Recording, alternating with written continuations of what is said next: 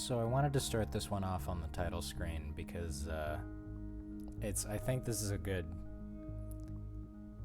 I don't know. It's this title screen and this title screen song make up one of my favorite title screens in video games. And I can't go into why too much, at least not right now. But it's this, whenever I'm having a rough time, I find this song popping into my head. And it gives me a mix of emotions. Like the song feels incredibly sad, but there's just this, I don't know, this beauty to it. And it's like, when I'm having a bad day and I hear this song, like, I get this feeling of like, well, this is bad. And there's no guarantee that it will get better. But that's just how it is. And I mean, I don't know. Today was a bad day. And I was starting the episode, and I had I started it partway through the title screen loop, and then I was like, you know what? This is a good time to talk about it.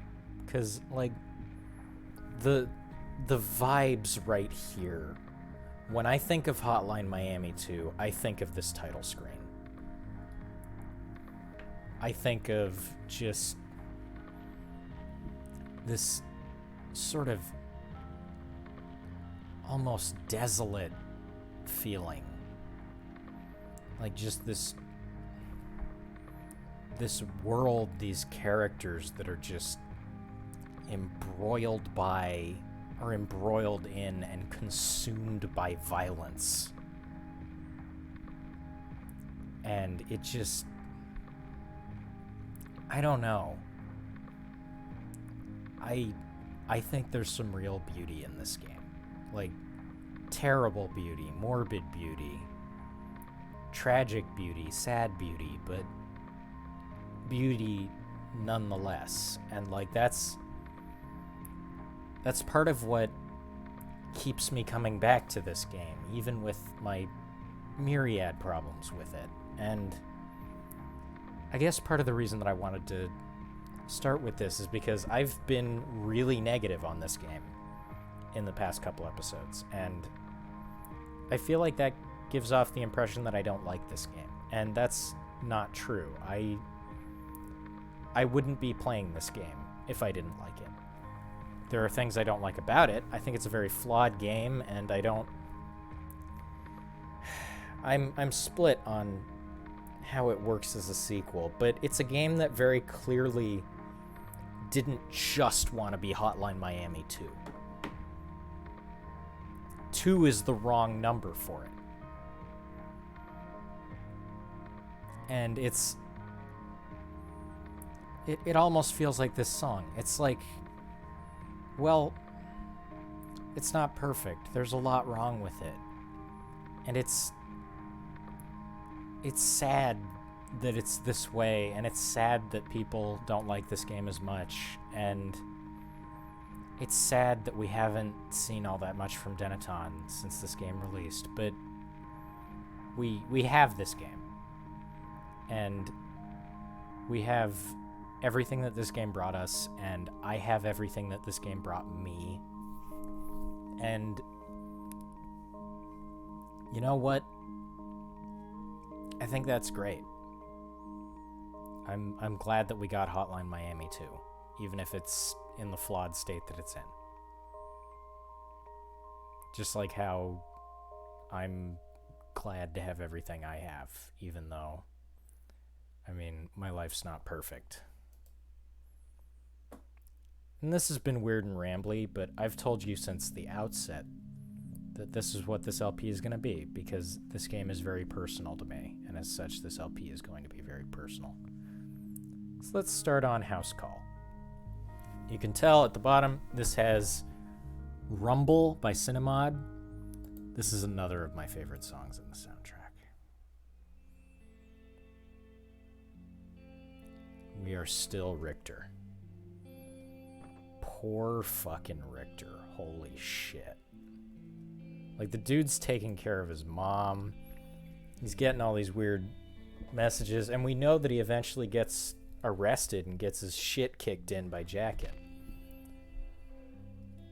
But in this version of the story, it seems like Jacket spares him because he's talking to Evan on the phone. But let's get back to the present, because that hasn't happened yet. You've got one new message. Beep! Hi there, this is Dan from Bush and Flower. We've got some gardening work for you uptown. A nice old house up on Northwest 66th Street. Shouldn't be hard to find. It's pretty straightforward. You'll know what to do. Just put your suit on and get going. Click. You didn't think we were getting through this LP without a Postal Dude impression, did you? Well, Rick Hunter, to be more precise. I haven't done a Corey Cruz one. You know what? Corey Cruz is not bad as the Postal Dude. Actually, no. He's great as the Postal Dude. I like Corey Cruz's voice. All right. I remember this level being very good.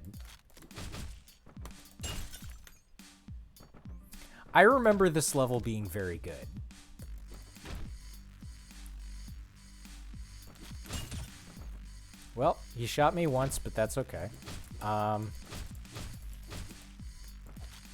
It's going to be okay because now we have a gun and we can just snuff this pupper and snuff these dudes. Oh, fuck. Okay. This is 2 days in a row. Okay. So yesterday I recorded some Hotline Miami. And I was gonna have a White Russian because we're fighting the Russians. Like, for all of yesterday's recording session, which for those of you who don't know was, it was everything from, Stronghold to Casualties. And for that entire recording session, we were fighting Russians. And, like, the vast majority of the Russians in this game are white. I mean, there are some black Russians in this game, which a black Russian is a different drink, and I've tried a black Russian, and I don't care for it. But then I was like, let's have some white Russians, because we're gonna be shooting a lot of white Russians. But then I got home. I even, like, bought some half and half on the way home from work. But then, like, I get there and there's no ice, and I'm like, well, I'm not gonna drink a White Russian without ice, because, like, I am a fucking lightweight, so I would like to have something to water it down. So then I went, okay, I'll have a drink tomorrow. 'Cause, like, I'd had a pretty good day yesterday. I was done with work. I was excited to be recording more Hotline 2. And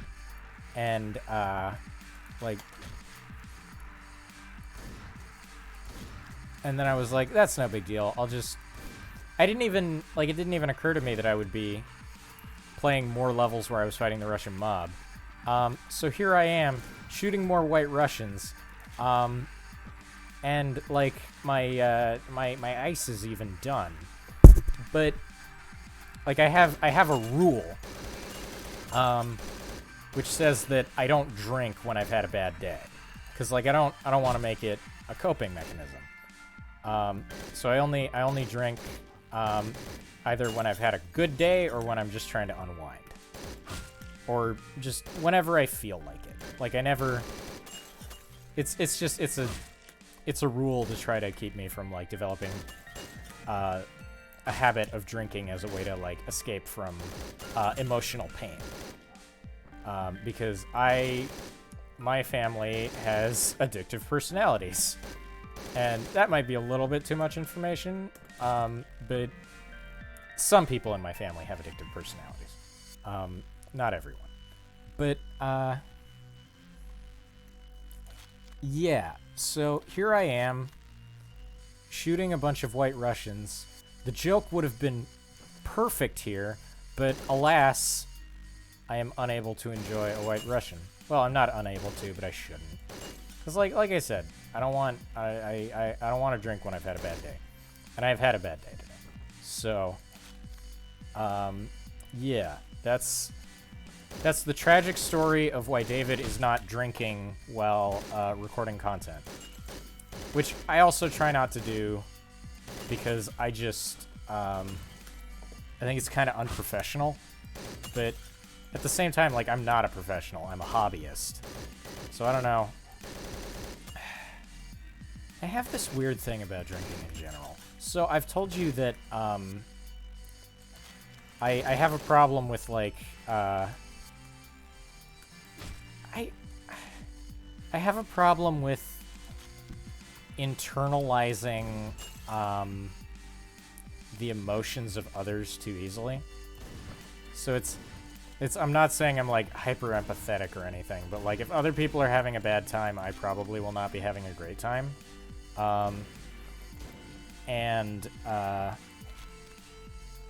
This, like, extends to how I see myself. So, like, I base my self-image, and holy shit, yeah, that level was really, really good. Like, I don't have any complaints. I really enjoyed that. I base my self-image off of pop culture a lot, and I don't think this is rare.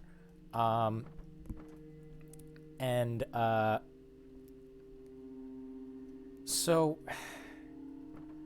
with like a lot of the pop culture that I consume is gritty anti-heroes and, like, people who, I don't know, I watched a lot of dark shit. So I tend to view myself through a very self-critical lens. Like, I tend to view myself as kind of a fuck-up because, like, I watch a lot of stuff about characters who I would call fuck-ups. Like Kaiji, No More Heroes 1, regular show. But this extends to drinking as well. Like, I'm very, very worried about people being made uncomfortable by me drinking. Like, there's one episode of Danganronpa where I was hanging out with my buddy Evan, and I'd had a beer. Because we were just hanging. Oh, shit. I can probably say his name. It's fine. I'll just Discord message him before this episode goes up. It's not Danganronpa and Evan. It's a different Evan. But, and I mean, obviously, we're both of age to be drinking. But then I was like, I don't really want to do an episode while I'm still slightly buzzed, because my image of somebody who works drunk is like the people who will come to work drunk in a TV show. Or like, there are a couple of episodes of Super Best Friends Play, which is my favorite LP channel, by the way, where some of the members are very obviously drunk. And it's like, those ones are just a little bit weird because, like, nobody else is drunk in those episodes. And it's always weird when there's, like, one drunk person and nobody else is drunk. And I mean, I don't think I've ever been, like, actually drunk. I've been buzzed before. Alcohol used to give me major anxiety, so I'm pretty careful about drinking. But yeah, I have this weird thing about, like, I'm very, very hyper critical of myself, and it's like I'm always like, is everybody cool if I drink? Because, like, I don't want to be that guy who's, like, drunk and making everybody uncomfortable. But the thing is, I don't think I've ever been that guy. And I always feel really, like, I don't know, apologetic for a bunch of shit that I've never done because I've witnessed people doing it either in fiction or in real life. It's like the boundaries of self are really blurry. And this is something I've talked about with my therapist. Like, this is it's a weird mental, I don't know if you'd call it a hang up, but it's something I do. And I hope that somebody while watching this is going to go, oh shit, that's what I've been doing. Because, like, I was one time I was in a really bad place, and coming to this realization, like, really helped me. And yeah, all of this stemmed from the fact that I am not going to be having a White Russian because I haven't had a particularly good day. But it would have been funny because we are shooting a lot of White Russians. C+, that's better than the last couple. Hold on a second. Gotta go fetch another notepad. Alright, Evan, right? Oh, hey, I just realized I was talking about my buddy Evan, and we're playing as Evan. If he doesn't want me to name him, I'm gonna have to cut that bit out. Okay, if I had to cut that, I just got the notepad. Alright, I'm back. Continue. This is like a Discord call, because it's a fucking phone call, David. That's why it's like a Discord call, you fucking Zoomer. So I'm in there, just waiting for the trial to start. And I can tell you, time moves slow when you're locked up. So one day I get a visit. This is 1990. This is post-Mask Maniac murders. Good afternoon. You recognize this guy, right? Who are you guys? I told you wouldn't recognize us. So, these are the custodians. So in this universe, or in this continuity, I should say, Biker doesn't kill them. Why are you here? Tying up some loose ends. Just a little precaution. Seems like it wasn't really necessary. I'm afraid I don't understand. Oh, we didn't expect you to. Well, we're here. We might as well say our goodbyes. Goodbyes? Yes. After all, you served us well. But it looks like your time's up now. What are you talking about? You'll figure it out, I'm sure. It was nice seeing you again, but I'm afraid it's time for us to leave. You take care now.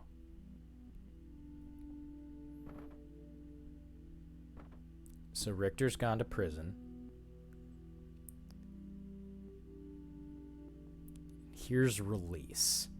This is one of the weirdest levels in the game to me, because I don't know if I like it or not.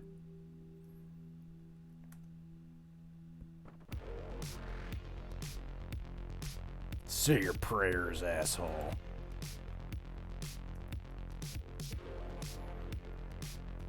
So, damn it.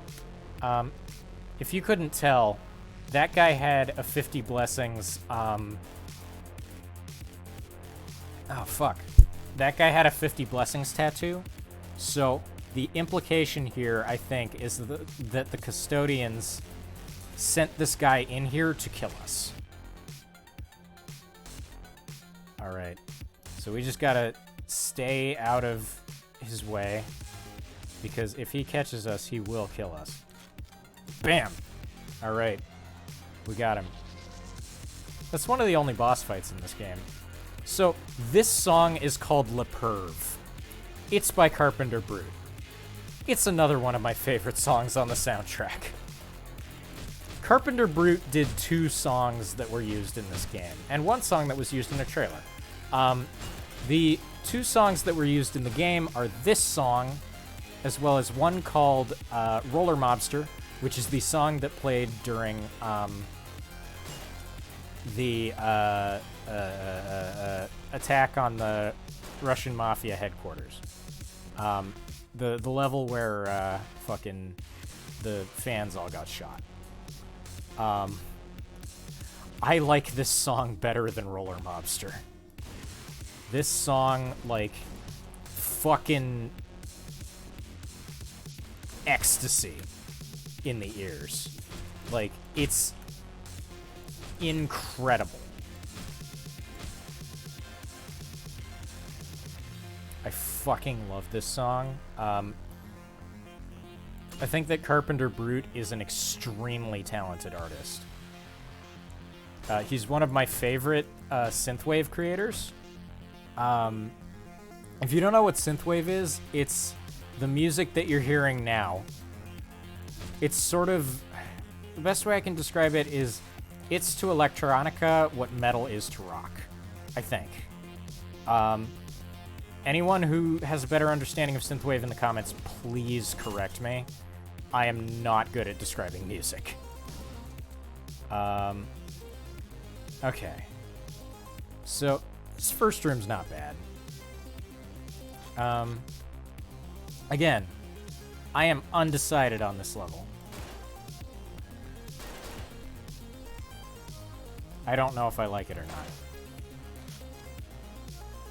There's no shotgun I can use, so I will take a revolver. Okay.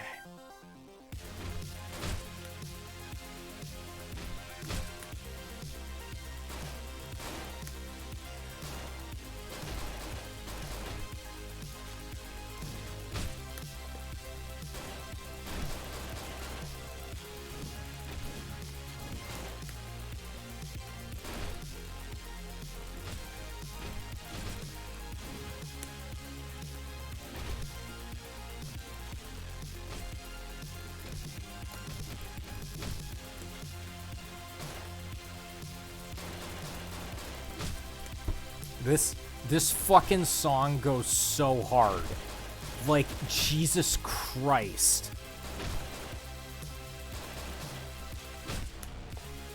You know what? I know that I like this level just because of the music and the fact that, like, a prison is such a cool environment for a Hotline Miami level.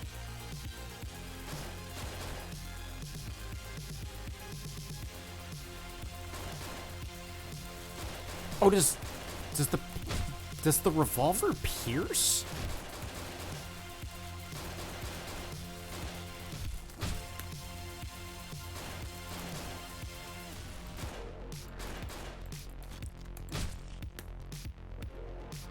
Also, this song loops pretty well, which is surprising.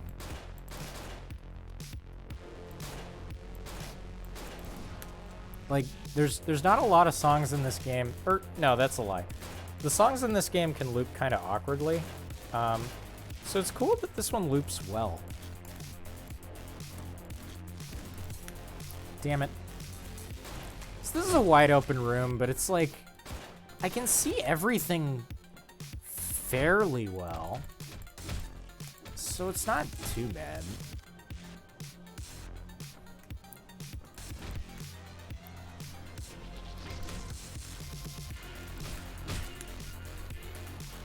This part that goes like "brrrr, brrrr" is my favorite part of the song.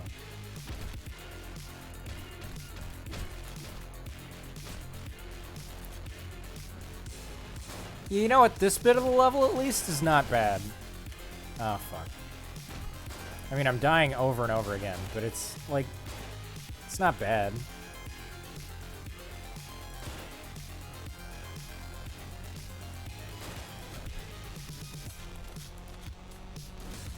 Fuck. Okay.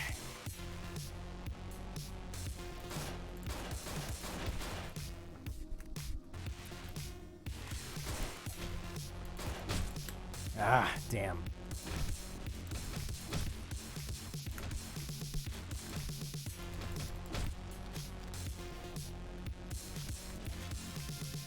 Hello.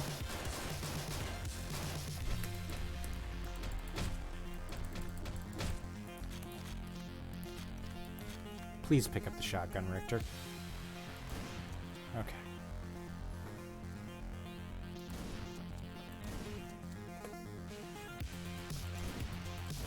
Oh, no.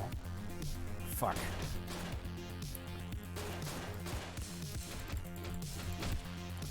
So I was talking to one of my buddies who's watching the LP, and he was like, it's funny because you make a funny noise every time you die.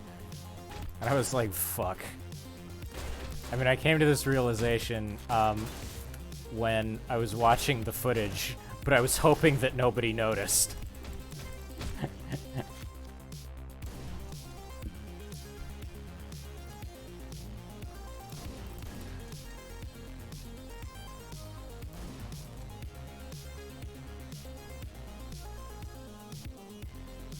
Yeah, there's no windows or anything.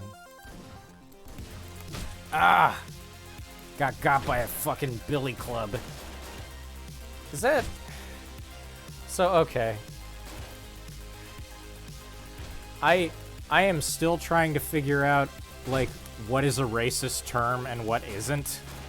Because it fucked me up learning that, like, paddy wagon may have racial connotations because, like, sometimes, I think it was, like, sometimes people would refer to the police car as the paddy wagon because they arrested, like, a shit ton of Irish people because we fucking hated Irish people at one point in the U.S. With all that, like, Irish need not apply shit. But, like, so I'm still, like,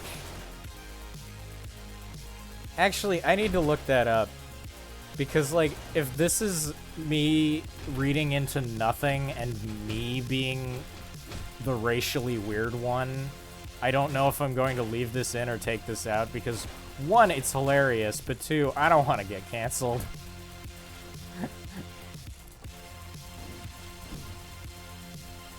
I don't know. I also just don't want to be that, like, weird ally.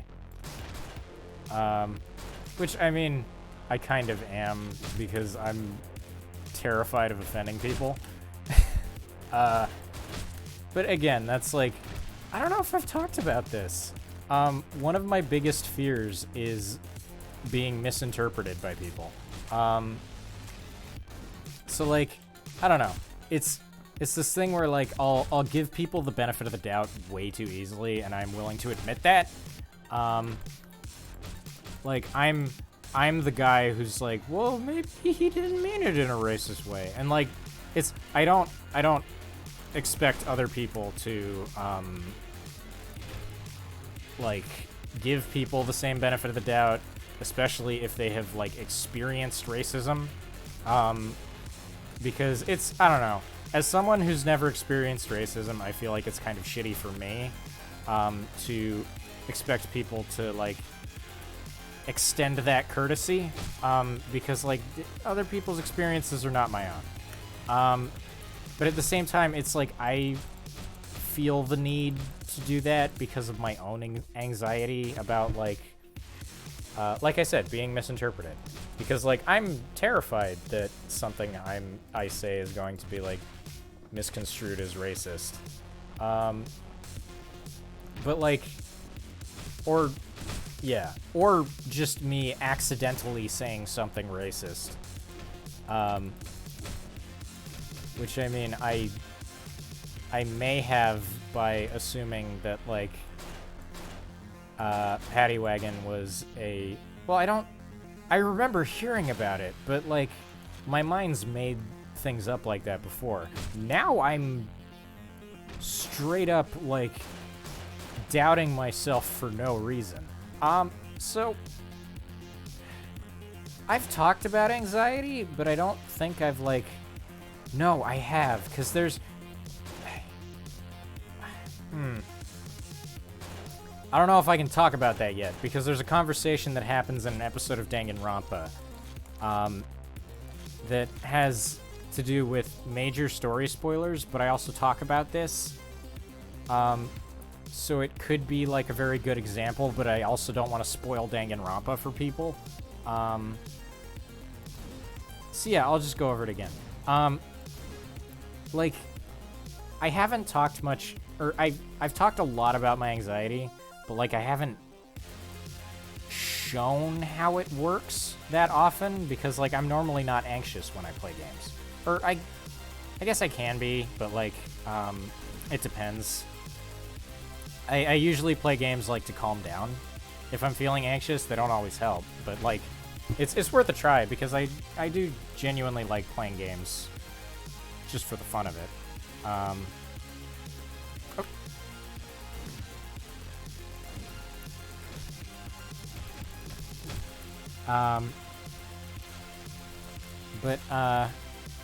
Anyway, yeah, this is how my anxiety works. I'm constantly, oh shit, I forgot about this. This is the coolest shit in the level. I completely fucking forgot. So I can get past the guards now, but now I am in a guard uniform, and the prisoners think I'm a guard, so the prisoners will attack me. It's so fucking good. And those guys are a new type of enemy. Those guys are the gun dodgers. They will straight up duck under your bullets. If that sounds annoying, it's because it is. Let's pick up a shank. I forgot about this part of the level. I think it's fucking awesome.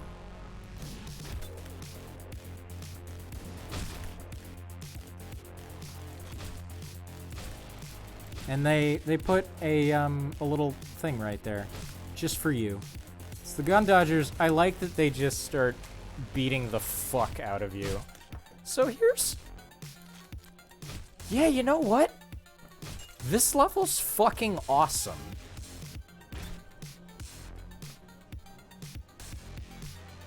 Like, this is really good. Ah, damn it.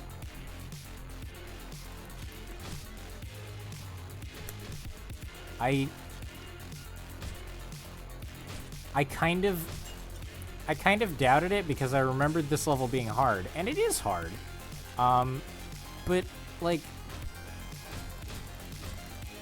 it's hard, but it's so cool. Like, this is a weird sort of gimmicky level, but it's fucking great. And it feels so good to finally... Oh, not now, timer. Oh, this is the perfect time to look up if I'm being a crazy asshole about the term paddy wagon.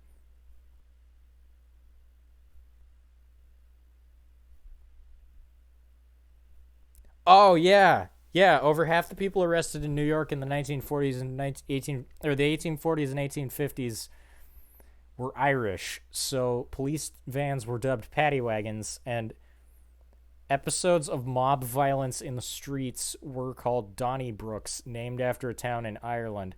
I'm going to have to put a content warning in this episode because I don't know if, like, saying that shit aloud is going to, like, I don't know, make someone really uncomfortable. Like, okay. So, I know that, like, different offensive terms have different levels of power. So it's like some like the N-word you never say unless you're like in a movie or something. I don't know. But it's like or something like Ellie would not want me saying that word that means used to mean a bundle of sticks. But like or the many of the other slurs that apply to her. That feels weird to say. Like, Ellie will laugh when I tell her about that, but that feels weird to say. I don't know if that was okay to... No, it's probably fine. I don't know. Ellie would be fine with it, I think. Ah, fuck. Yeah, there's Holy fuck, there's a lot of slurs for, like, the same group. And that's fucked up. I don't like that. They should really limit it to one. Wait, what am I talking about? There shouldn't be slurs. Why am I... Why am I saying limit it to one slur? Like, just don't have them. You may have one slur as the one slur.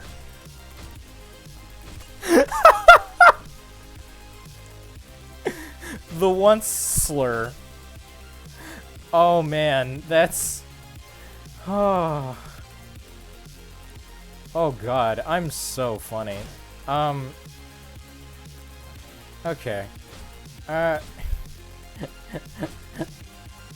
So yeah, you may have one slur as a treat. One slur, two slur, red slur, blue slur. This is terrible. I need to stop. Hello. Ah, fucking fuck. Fuck nuggets.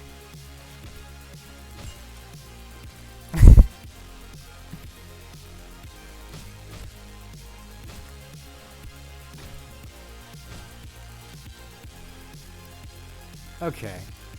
Damn it! Okay, that's the one part about this level that I don't adore. Is the fact that these guys can just kill you.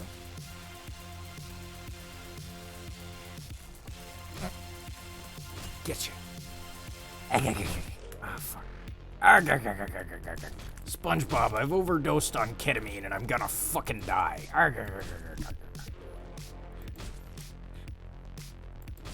Oh wait, I just realized in the level editor there's no prisoners or guards. That's too bad. You know what? I'm not gonna say it's bullshit because, like, I think it's cool that we got a level editor, but it is too bad. So the cool thing about this level is that it's telling a story. Like, it's telling you a story non-verbally. So it's like it's never explicitly stated. It's all but explicitly stated, but never, like, explicitly that the two custodians are trying to have you killed in prison. And then okay. You know what? These guys suck. That's the one part of this level that I don't like, is these guys. But then you see from the cutscene that, like, the prisoners are escaping from the prison. Then you get a bit where, like, and this is cool because it's like some close quarters melee combat where most of the time you can see everyone that's running at you, but it's still really fucking hard. Right. That guy rushes you. So then it's like you see that the prisoners are escaping, so you join the riot. Then you like, oh, what's next? Fuck.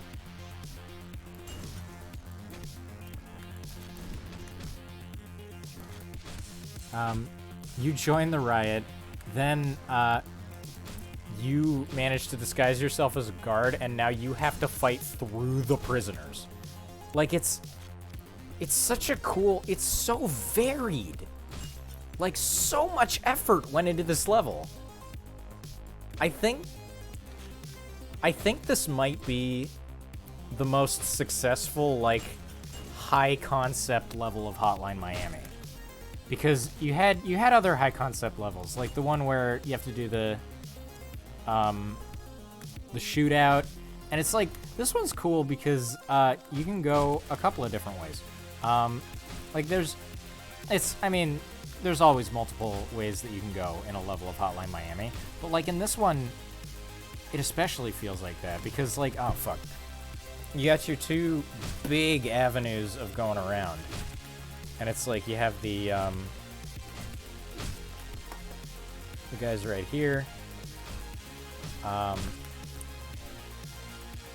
God, this screen, I'm dying over and over again, but this screen is so fucking good. Like, I will talk trash about certain aspects of the level design, but like, Dennaton clearly know how to make levels. Like, I'm not gonna say that they don't know what they're doing. They made Hotline Miami 1, for fuck's sake. They were just trying... Excuse me. I just think that they kind of lost their way with, like, some of the levels in this game. And, oh shit, there's a door here! You could go down through here. Nice. Okay. I would like to get rid of these guys first.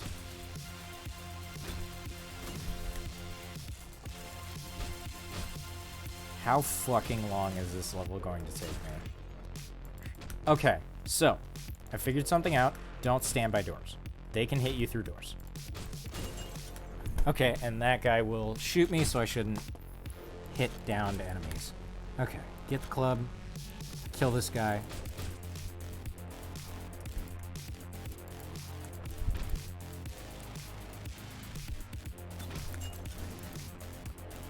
Ah! His grab range is weird.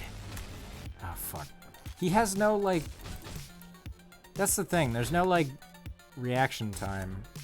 There's no like, turnaround. It's they just immediately see you, and most of the time... Actually, no. Those guys have a second before they start shooting you.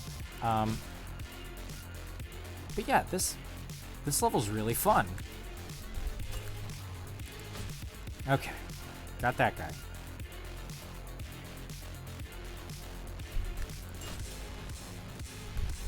Okay, got that guy. Oh, yeah, gotcha. Gotcha. Okay.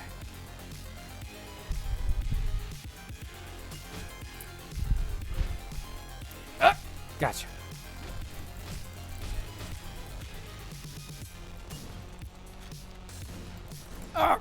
Gotcha. Okay. One more gun dodger. Gotta get him with this baton. Gotcha. Okay. 6 shots. Alright. This may be the part of the level that I don't care for. Oh, right! That's right, you got fat guys and dodgers. So, oh yeah. Yeah, because that part has to teach you how the dodgers work. And then this part is like, now you gotta deal with the dodgers and the fat guys. That's damn good level design. Which I shouldn't be surprised, because like I said, these fuckers made Hotline Miami. Which has amazingly well-designed levels. It's just that I don't think the levels in Hotline Miami 2 are quite as well-designed. Oh fuck, oh fuck, oh fuck, oh fuck, oh fuck, oh fuck, oh fuck, oh fuck. I was really pick your poison there. Oh, right. There's a fat guy here. So I need to... Okay. There's 2 ways to go about this. I'm going to get this guy so that I have a gun. This guy, that guy's dead. Pick up the shank.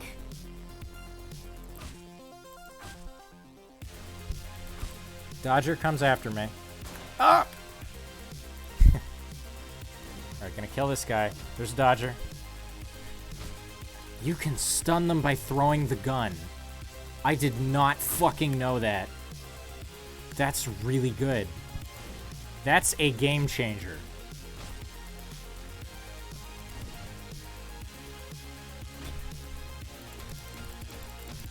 That's what I call a hashtag game changer. Now.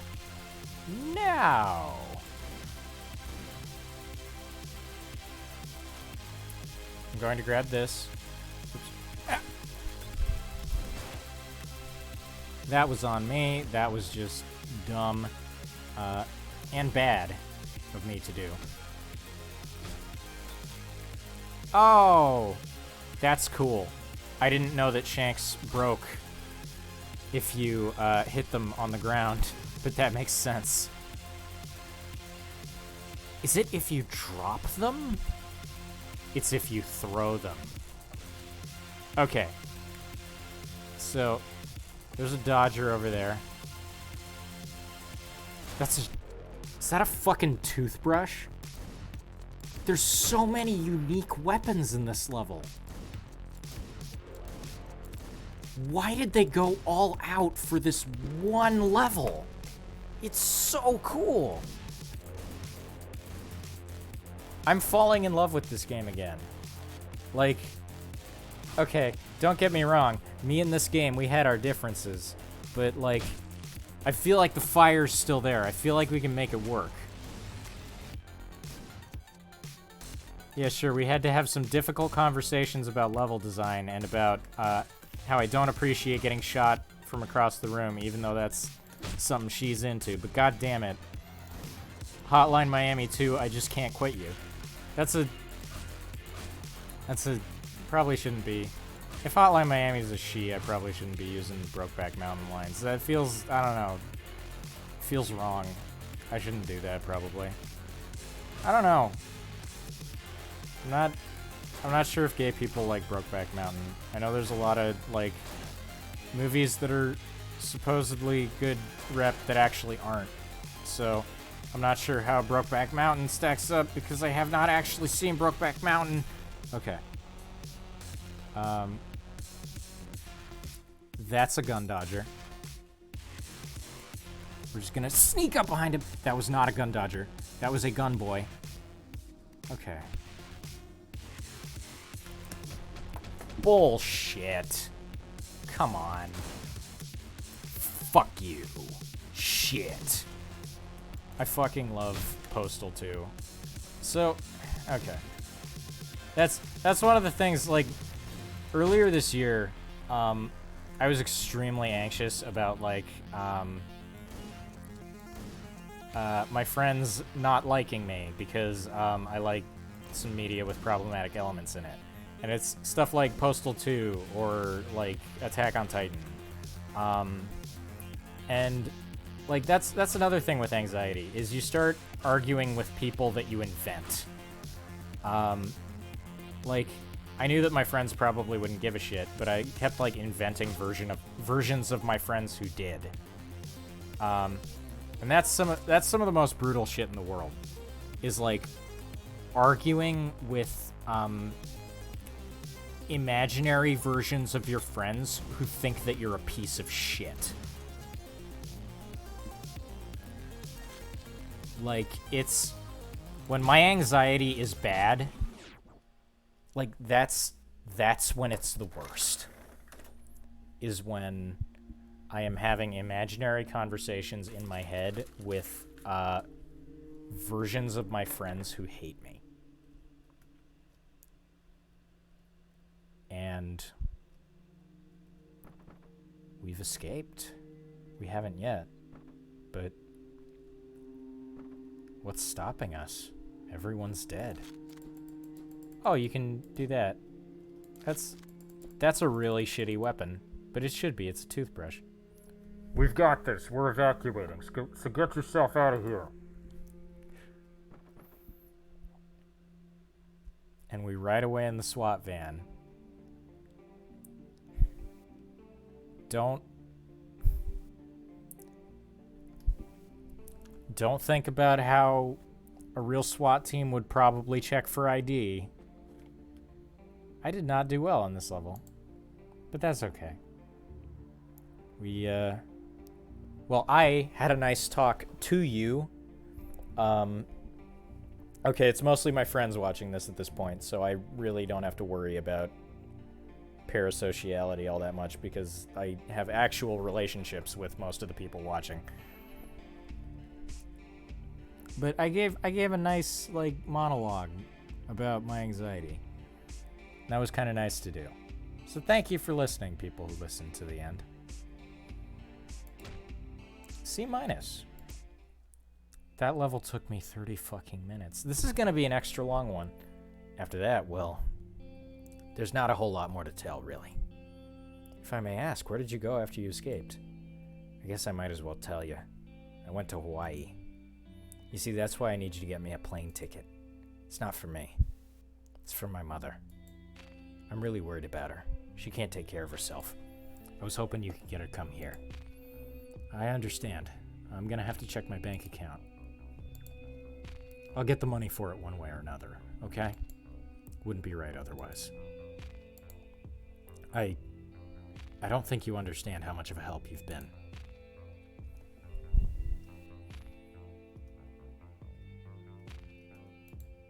Dear Evan, I haven't heard from you in a while. I miss you. The kids miss you too. I think we can still make this work. But I can't live with a man who puts his job before his family. I still love you. You know I do. I hope you love me too. Please call me when you read this. Sharon. So, one of the few choices in the game. Over there is the typewriter, and over there is the phone. So, Evan has a choice here. What type of story is Evan's campaign? Is it the story of a man who becomes completely... So, Evan's an interesting character because he's one who you can choose how wrapped up in violence he gets. Evan is a character all about choice. You can choose to play him lethally or non-lethally. You can choose to continue writing the book about these horrible murders or to go back to his family. I